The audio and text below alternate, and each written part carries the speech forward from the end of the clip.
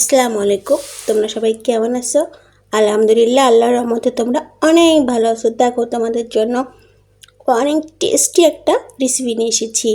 ডাল ভর্তা, বুটের ডাল ভর্তা কীভাবে বানাতে হয় এটা আমি তোমাদেরকে আজকে দেখাবো। অনেক মজা করে দেখাবো, অনেক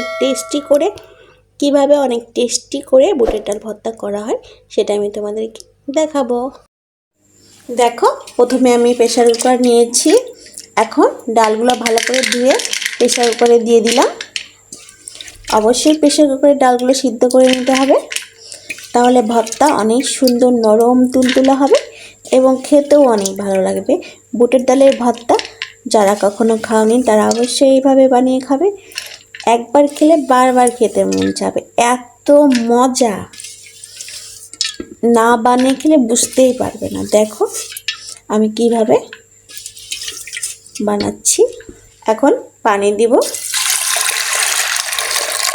2 কাপের মতো পানি দিব, কারণ বুটের ডালে পানি বেশি লাগে।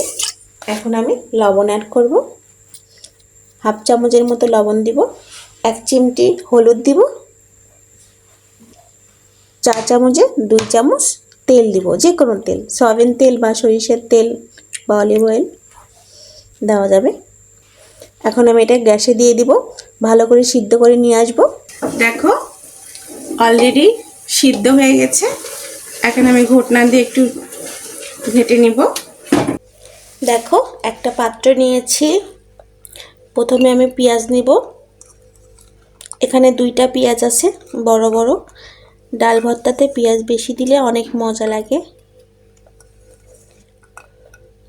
4টা রসুনের কোয়া নিয়ে কুচি কুচি করে কেটেছি। আমি শুকনো মরিচ দিয়ে ভর্তা করব, তাই শুকনো মরিচ বেশি করে নিব।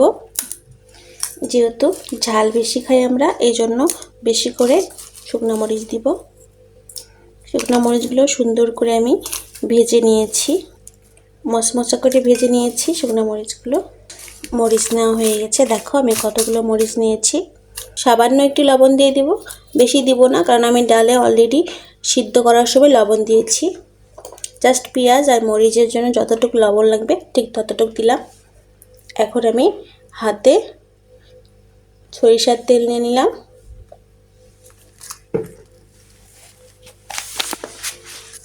চার চামচের 2 চামচ সরিষার তেল নিয়েছি। এখন আমি প্রথমে মরিচগুলো সুন্দর করে মিশিয়ে নেব।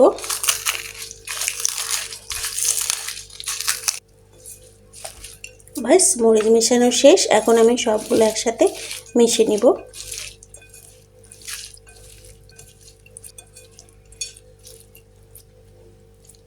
বাস, এখন আমি ডাল দিয়ে দিব।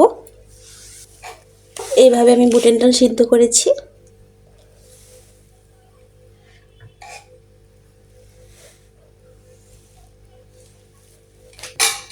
বাস, এখন আমি ভর্তাটা করে নেব।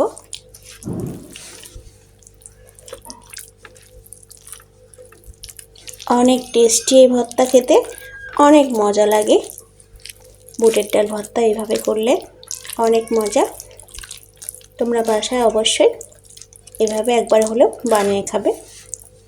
তোমরা যদি হাত দিয়ে করতে না চাও, চামচ দিয়ে করতে পারো, সমস্যা নেই। আমি হাত দিয়ে করলাম।